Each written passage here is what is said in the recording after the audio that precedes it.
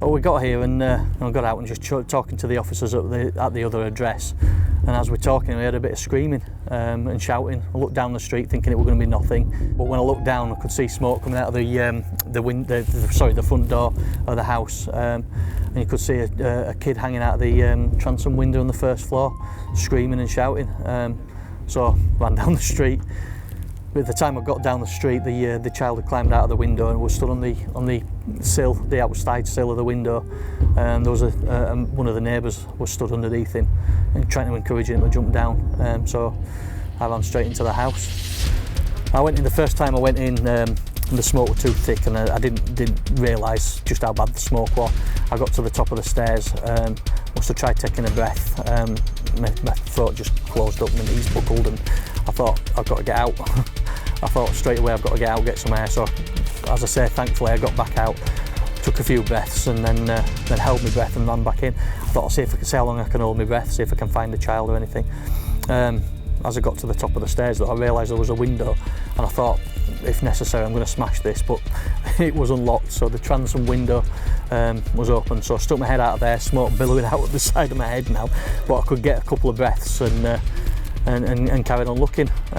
Went back, and I think in the back bedroom, I think is the first place I looked, and there were two young girls in there, if I remember rightly. I came running out with a child under each arm, Simon says, threw them at him, and Simon were managing to talk to the family, or trying to talk to the family. The language barriers were in place, but we found out there were more inside, so I went back in. The smoke's come right down at this point, so it's much more difficult to see. I'm having to crouch down, ended up on my hands and knees, just looking, came across a pair of ankles, I think it was, and grabbed the child and ran out with. And again, there was being told that there's more. Held my breath again, ran in, and I don't remember it, but I'm told that I went up to the second floor where I found another child, came out with that child. I thought that was it at that point, and we got out, just massive sense of relief, thinking that was it, but I could see confusion. And you know, on the face of the family, the rest of the family were here, and it turns out that there was somebody else in. They were telling me it was I believe it was the great aunt. I had that feeling like somebody, I'd just come downstairs and been told, can you go get me book? Why didn't you tell me when we were up there, sort of thing. You know, it was just daft. Again, got up to the second floor, and eventually I found this lady. When we got to the top of the stairs, on the landing there, that's where you could now just, all you could see were just flames every now and then, and it was just thick black smoke. You couldn't see anything apart from the odd flame flicking up. And she just dug her heels in and put her arms out and just braced herself and wouldn't move. But I just had to push her. I pushed her, managed to get her off balance, got underneath her again, and dragged her, half carried her down the last flight of stairs and out into the street.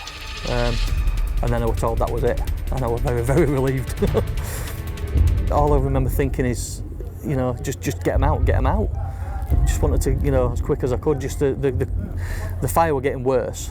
I just remember the smoke and watching it pouring down. It just coming down like liquid and just filling the room in like liquid, but in reverse. And it's just horrendous. It's so thick and choking and dark. The darkness is just horrendous. You just can't see a thing. It just blocks out everything. And it's just, I mean, I know they say smoke is the killer, but I didn't realise how much it is. When you become a police officer, you know, there's so many things that can happen. I mean, I was fortunate enough to know Sharon Beshanevsky. She was my old colleague, and I was working that day one shift with her. You know, worst day of my life, and I never want to go through anything like that again. But you're very aware that any day could be a big day, could be the last day. I'm absolutely delighted that Sean has received this nomination for the Police Bravery Award, representing West Yorkshire Police in the region. His actions were absolutely outstanding on the evening in question. For an individual to put his life on the line and run into a burning building to rescue people is absolutely incredible. I cannot tell you just how incredibly proud I am of him and his actions on that day. Our communities absolutely need people like Sean to really demonstrate to them that we are doing everything we can to keep them safe.